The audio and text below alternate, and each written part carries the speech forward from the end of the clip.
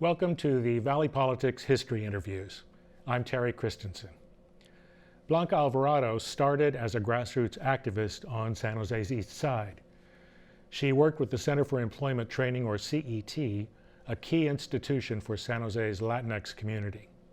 In the 1970s, she became a leader in MAPA, the Mexican American Political Association. She was part of the movement to elect San Jose City Council members by district rather than at large or citywide. And in 1980, that was the first election of council members by district. She became San Jose's first Latina council member when she was elected to represent the East Side District. She served on the city council from 1981 to 1994 when women were in a majority. In 1995, she was appointed to fill a vacancy on the County Board of Supervisors. She went on to win 3 elections and serve on the board through 2008. That's almost 3 decades in public office. We aired our interview with Blanca in 3 parts in 2015. Now, here it is in full. Good morning, Blanca Alvarado. Hi. Thank you for hosting us in your beautiful home. Thanks for talking to us today. You retired from the County Board of Supervisors and a 24-year career in public service. How about 28 years? 28-year career in elected public office. service. In 2008. Tell us what you've been doing since. Well, I had been living a very full life. I loved the work that I did as an elected official, but when it came time for me to leave because of term limits, I was ready. And so in the 8 years, or how many years has it been since I've been out of office, I have rediscovered myself in some ways. You know, there oftentimes isn't time when you're involved in politics or when you hold a position like the ones that I held.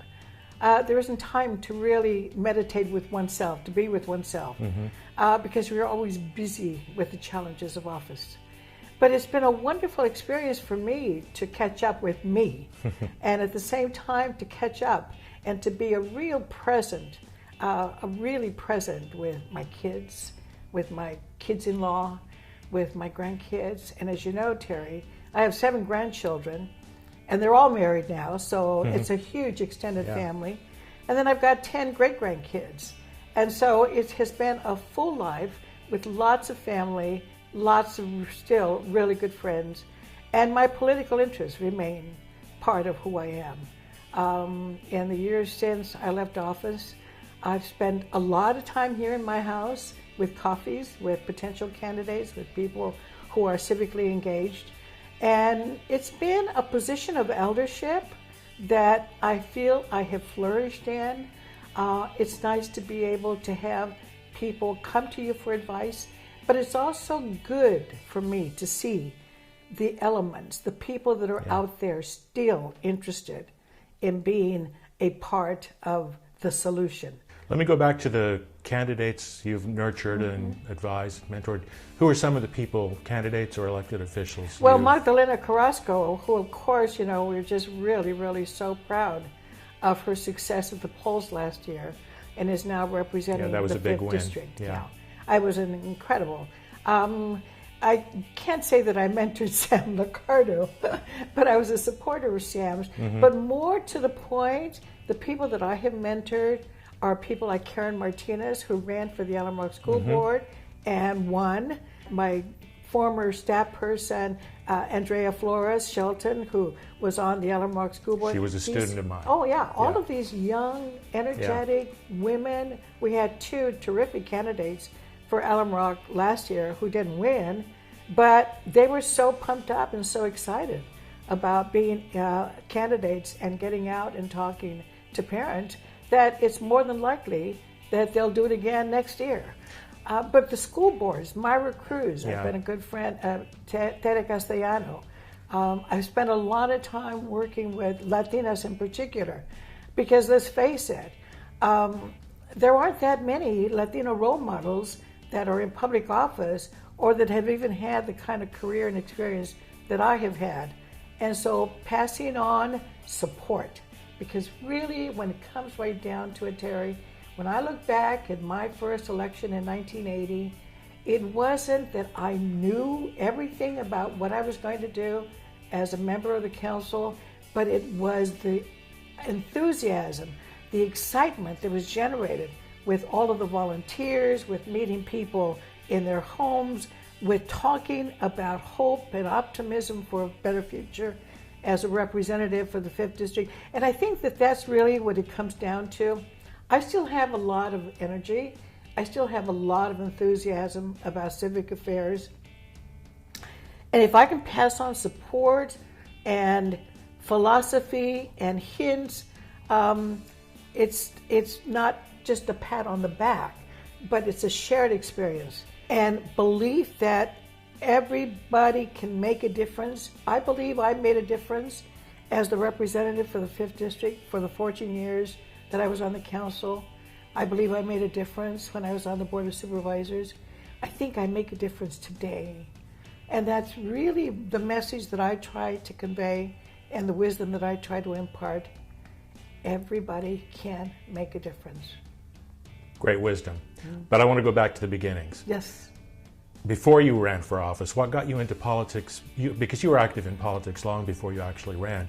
What got you into politics originally, and then what gave you the confidence to step up and run for city council in 1990? Yeah, it's a remarkable story. My father was very involved as a coal miner in the politics of Cokedale, where I was born. And Cokedale, for Colorado. us in Colorado. Heavy politics, And union politics. Yes, yeah. lots of my father's heroes were FDR and John L. Lewis, the coal miners' president. Yeah. And so our family was always infused with politics.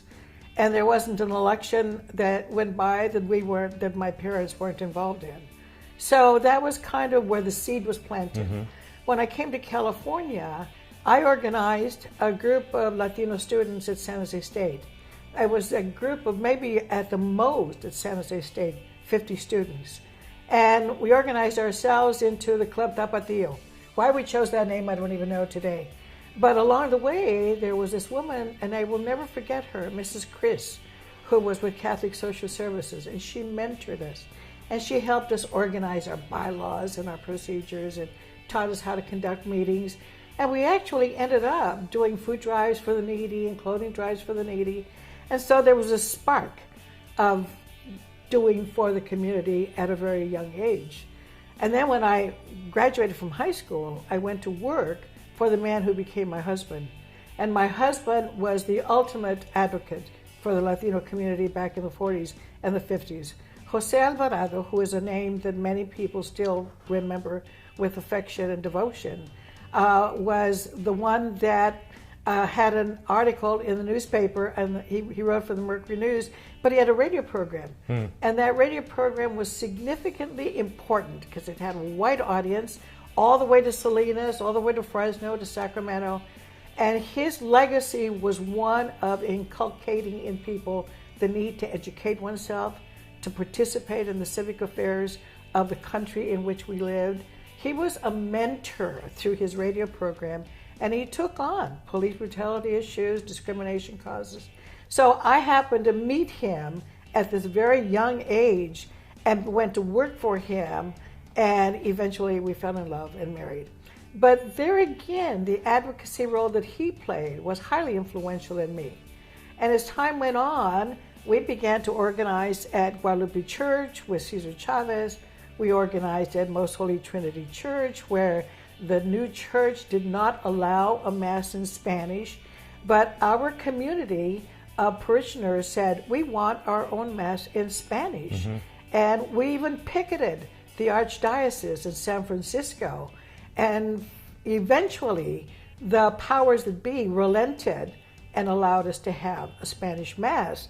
But out of that was formed a community of Los Amigos of Most Holy Trinity that today still functions as a social community, as a place of people bringing their children and being part of the village. I mean, all of those were formative experiences for me of great involvement. The Cursillo movement was very, very significant in my life. And of course, the Cesar Chavez movement. We all were part of that. And it was through the movement of the farm workers that we all experienced really what it meant to challenge institutions and to do for the greater good. Cesar Chavez will live in our hearts, not only for the symbol that he represents, but because of his movement so many of us became social activists and political activists, learning how to organize, learning how to do things in community together for the greater good. And what took you to the next step, actually MAPA. running for office? Well, but it was MAPA. Mexican American Political Association. And the fact that by then Janet Gray Hayes had recognized me, The mayor in the 70s. as one of the activists in the Latino community. I was the president of the MAPA chapter. So she appointed me to the Bicentennial Commission. It was wonderful. And then from there, she appointed me to the Charter Review Committee. And as you know, Terry, that was the opening for so many of the changes, political changes that have occurred to date. Because being on the Charter Review Committee, where we actually spent literally 2 years studying various forms of government across the country, that in 1978 we presented to Janet Gray and to the council the need to go to the voters and establish a councilmanic city council. Council elected by district rather than district. citywide. Yeah. Why was that important? Oh Why was that important for the Latino community? It was so important because we never had anybody who understood our causes, our needs, our issues. Sal Si Puedes remained an indifferent barrio with no lights, with no streets, with no lamp. I mean, it was the outpost. It was the place that nobody ever paid attention to. This is what we call the East Side now. Yeah, and it's much like El Viso, you know, the neglected area of the city. When I was elected to the city council, it was a traumatic experience for me because all of a sudden I'm inheriting the poorest district in the entire city, the one with the least means, economic means to support itself or to do for itself. And you know, the poverty in this area, the housing was in such disarray, and we had some of the worst barrios and conditions that could be found anywhere. And then we had cruising. We had cruising on Story Road, which, you know, is a cultural phenomenon on one hand, but it was creating enormous problems here for the residents of Story Road. I mean, this was the cruising capital of the world, Terry, and people came from all over California to cruise on Friday, Saturday, and Sunday. I remember in downtown, too. And Jim McEntee would come out here from the Office of Human Relations because there was a lot of drug dealing, there were a lot of youth that were congregating out there, and for the residents, you couldn't get into your driveway. You couldn't get emergency vehicles. I mean, it was really, really difficult. So you introduced policies that changed that? Yes, and believe me, I received a tremendous amount of criticism. I'll bet. The car clubs, oh my God, I was the vendida for having sold out. Sellout. But one of the things that I remember about that as well that is worth noting is when I first made an attempt to do something about the cruising, Joe McNamara, who was chief of police at the time, came forward to the city council and said, no, leave it alone. It's a cultural thing. The city council ought not to interfere there. I was so stunned that the chief of police, who knew very well about all of the other illegal activities that were taking place under this cultural phenomenon, would come forward and speak in opposition to my ideas to do something about changing conditions there. And it's because he was beloved of the Latino community. And he understood that for the Latino community, cruising was an acceptable lifestyle. And of course the cars were beautiful and there was a lot of romance associated with it. But there was a lot of negativity associated. But finally, Joan Gallo, to this day, Joan Gallo was the city attorney. She was the city attorney. She worked out a procedure whereby the first step that we did was to get all of the merchants to post no cruising, no parking signs on their properties. Because those parking lots used to get full of cars as well. It's not only the cruisers on the road, but the parking lots used to get full as well. And so she devised a plan whereby, and the merchants agreed, that if there were no parking signs posted on their property, then the police could enforce that aspect of the law. The next thing that she did was to carve out an exemption for cruising ordinance that would allow no cruising within a certain sphere of influence. Anyway, it was Joan Gallo with her brilliant legal mind and the city council finally convinced that we needed to improve conditions on Story Road because of the cruising, that we got the no cruising ordinance, which to this day works and is in effect. But the outcome as well, not only did it create some peace and some harmony on Story Road, but it also paved the way for the other kinds of improvements that we were able to do. Like on Popoway, it was the worst possible slum. Rat infested, drug dealing, and I will forever be grateful to Alex Sanchez because Director of Housing at that time. He was the Director of Housing, but if you will remember, we had another big issue at the City Council where Jim Bell and I led the effort to create the separate housing department and to take it out of redevelopment. Well, Alex Sanchez was the first housing director, and we brought him from Santa Ana. And one day he said, Blanca, we got to do something about Pokeway. Let's go down to Santa Ana and I will show you models of what we did over there. We went to Santa Ana. I saw how he transformed similar kinds of residential areas in Santa Ana. He came back and carved out a complete master plan to redo Pokeway, which included buying out the absentee landlords and tearing some of the units down, rebuilding, engaging the community to plan the park that would be adjacent to Arbuckle School, which is right next to Pokeway.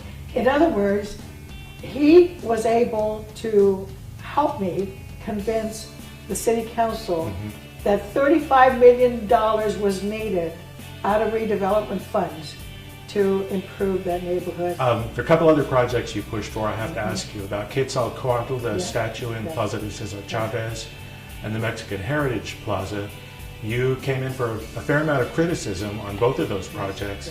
What's your feeling about them now? Do you have regrets about those? Not at all. No regrets? None at all. Okay. Except one regret that I hope to pursue soon, and that is that the disrespect and the dishonor that has been directed at the Plume Serpent, including by those who call it ugly names, they need to correct the record because the Plume Serpent is none of that. Critics at the time said there would be human sacrifices there because of it. That hasn't happened. No, of course not. Not going to happen. Yeah. What about Mexican? But the Mexican Heritage, oh my God. You think it's working now? It's had a rough time getting up the scale and functioning. Every institution has a rough time getting started. And when we came out here to build it in the place where Cesar Chavez first began his boycott against the Safeway was symbolically important, but that piece of land was chosen with the work done by the Trust for Public Lands, where we could build a cultural center that represented the Latino Mexican American community.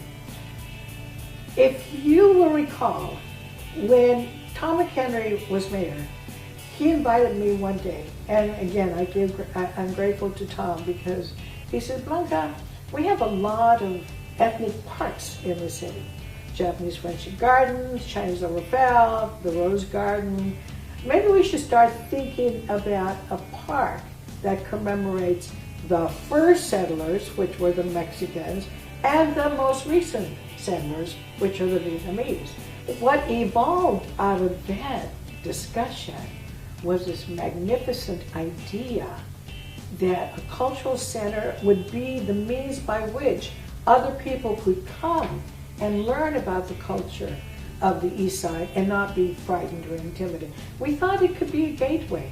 We thought it could be a meeting place where other people from other backgrounds could use the facility and where we could express ourselves culturally. And it was a wonderful idea. It really was. So we built it. And the only regret... Redevelopment agency funds, right? Alum Rock Avenue, redeveloped. It was a neighborhood business district. Yeah.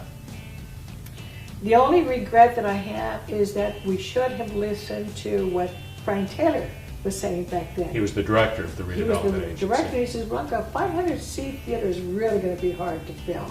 You really should consider a smaller one. But we had a large group of community interests that were involved in the planning. And we said, no.